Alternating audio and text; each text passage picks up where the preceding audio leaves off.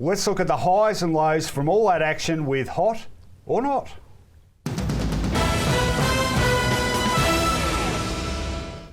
You're off, kicking us off today? Well, I thought Melbourne is a good place to start. Melbourne is hot for two reasons. They beat Richmond, obviously. Look, they're in a position now of a genuine contender for the 8.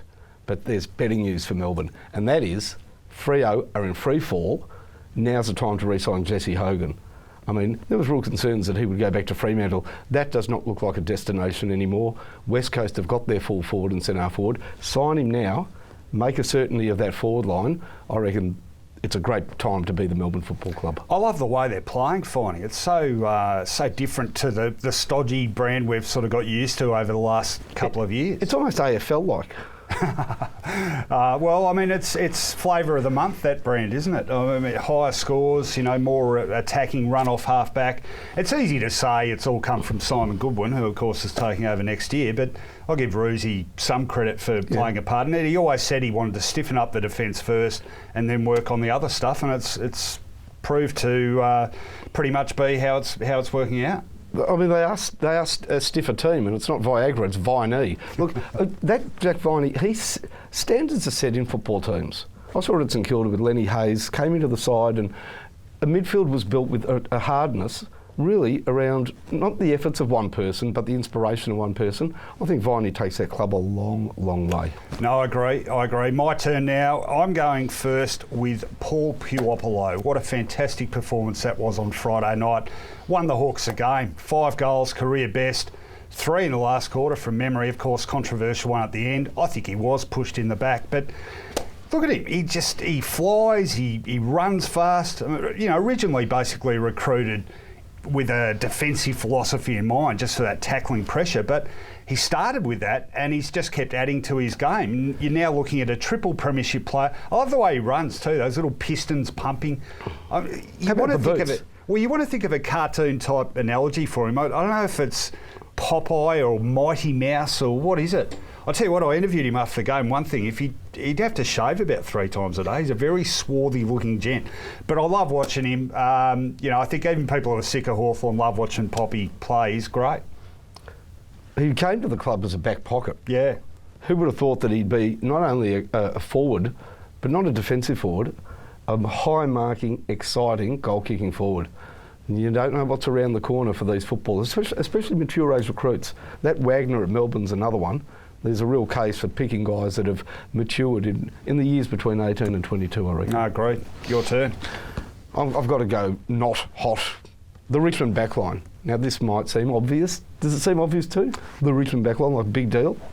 Well, you could make it all of Richmond, really, couldn't you? I want to ask you a question. Has there ever been in the history of league football a situation like we have at Richmond? I believe Richmond have the best backman in the AFL, Alex Rance, and the worst backline.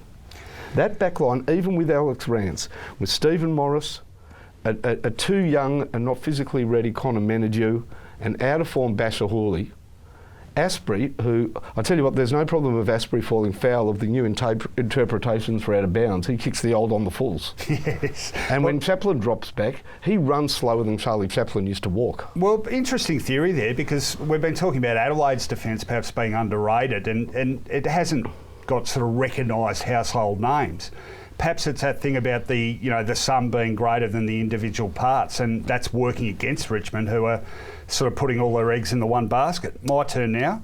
I'm going a hot, another positive, and it's the Bluebaggers. They were just terrific in Perth.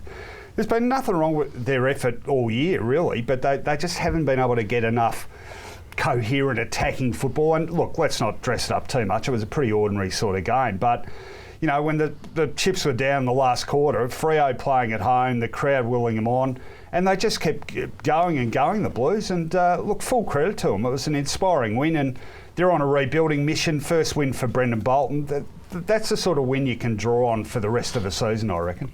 Was there a song that went, Along Came Jones? Tall, thin Jones. And he came. Liam Jones somehow, it took a few guys to go off, and a couple of miscued shots of goal, but eventually along came Jones. He kicked an important goal in that last quarter. Slow talking Jones. No, he's wide kicking Jones. Too much singing on this show. Your turn. Not impressed with a realisation that I came to on Sunday, and that is a guarantee that we will never again have a game at Etihad Stadium with the roof open. They closed the roof on Sunday. It was a perfect day. They enforced the new clause that says if it's sunny, the shadowing might be disruptive to the viewers. So if it's cloudy, it might rain. If it's sunny, it's going to be closed, which gives us eternal twilight. Have you been to Vegas? What happens there is all the shopping malls and all the casinos are in eternal. So they have 24-hour consumerism. It's eternally 5 in the afternoon. Well, don't give them any ideas. I'll get the pokies in there as well. Oh, don't worry. The commentators were in the afternoon game saying tonight this and. I reckon in 3 years we'll play a 2:30 a.m. game there and nobody will be the wiser. Yeah, don't like it. They're baked into the broadcasters, not for the first time. Well, let's finish off, and a not for me, and it's the other side of that Carlton equation, Fremantle. And we talked about them off the top, but like, what is going on there?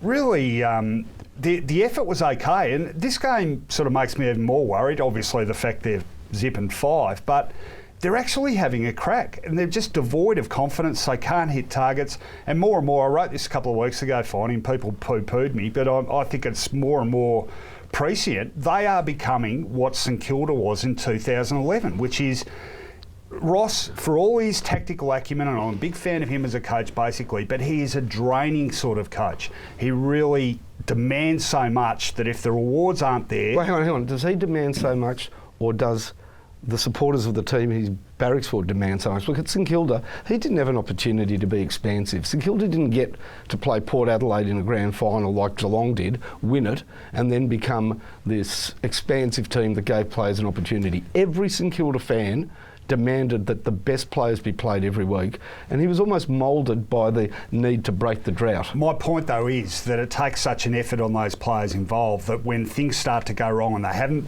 been able to scale a mountain, it's almost as if they, on a subconscious level, go, we've got nothing left to give. We're clearly not going to scale a summit. We've got nothing left to give. So they're in a terrible hole anyway, no doubt about that. He's an all-or-nothing coach.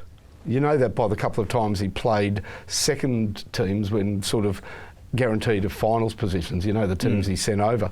I've got a feeling he will be a good rebuild coach. You're going to see players play you didn't even know existed. Well, I hope for so the rest of the sake, season. but he could be 5 years of a nothing coach. I just want to ask you something. Yeah. I believe this should happen. I reckon Matthew Pavlich should retire now. He didn't sign on to be part of a team near the bottom of the ladder that's rebuilding. He was going to help them if they didn't get Cam McCarthy to have another crack at the finals. And Sandilands, I believe, is close to retiring because he's got a serious injury. He might not come up this year. And Johnson. End of the season for Pavlich, I reckon. How about Johnson and Sandilands? Well, we'll cut a sway through their list after the break.